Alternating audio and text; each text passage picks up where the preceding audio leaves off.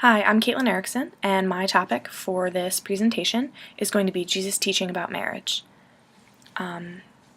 So if you'll go to the first slide, I'll first start talking about the importance of marriage in the Bible. In the Bible, marriage is often used as a metaphor when referring to the kingdom of heaven and the church. Now, obviously, the church is very important to Christ. He died for the church. The church is his bride. So those are some ways in which the church is used metaphorically when in the Bible it refers to the church as Christ's bride. And then in Ephesians 5:25 it says, "Husbands, love your wives, just as Christ loved the church and gave himself up for her."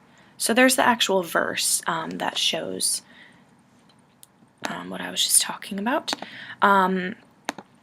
And in verses 26 and 27 in Ephesians, it also talks about the church being holy, cleansing, radiant, without stain, wrinkle, or blemish, holy and blameless. So obviously the church is just very important to God, and so is marriage. Marriage is a very sacred commitment. So if you go to the next slide, when I was looking up Jesus teaching about marriage, the main passage that I found was Matthew 19, when Jesus talks about marriage and divorce. So in Matthew 19:5, it says that a man will leave his father and mother, be united to his wife, and the two will become one flesh. And when Jesus says the two will become one flesh, he's referring back to Genesis in the very beginning, when Adam and Eve were created. And then in Matthew 19:6 it says, "Therefore what God has joined together, let man not separate." So once that commitment of marriage has been made between a man and a woman, it's something that shouldn't be broken. It's very sacred, and I think that in today's society, marriage is just putting a ring on someone's finger. That's what people have made it. It's not really a commitment anymore. It's not as important as it used to be, and I think it's definitely taken for granted. And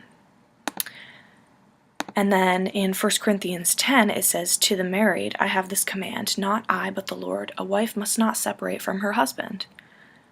So again, Jesus is very clear when talking about marriage in Matthew 19, but he also mentions that there are some exceptions for divorce. So now I will talk about that. So if you go to the next slide, it talks about divorce. And obviously in order to divorce someone, you need to have that bond of marriage in the first place. Jesus very clearly states the situations in which divorce is an exception. In Matthew 19:9 it says, "I tell you that anyone who divorces his wife, except for marital unfaithfulness, and marries another woman, commits adultery." So here he's saying that if the husband wants to divorce his wife and she did not commit adultery, she did not cheat on him, and she was not unfaithful to him, then he then is committing adultery by divorcing her. But if she did commit adultery, if she did have sex with another man that is not her husband, then he has every right to divorce his wife. And then go to the last slide. I titled this slide "Given" because Jesus says in Luke 20:34, "The people of this age marry and are given in marriage." So what he's saying here is that marriage isn't something that we should take for granted, and something that shouldn't be a lifelong commitment. It's definitely very important because it's something that we're given. We were given the gift of marriage, and in marriage, a man and a woman are given the gift of sex and becoming one. So it's really important when Jesus says given in marriage, because it's something we're given into. It's not something that that we should take lightly at all. And even though marriage is unconditional love and work every day, it's definitely work. It's not something that's easy. I've seen happy marriages and I've seen unhappy marriages, and It's not something that's easy.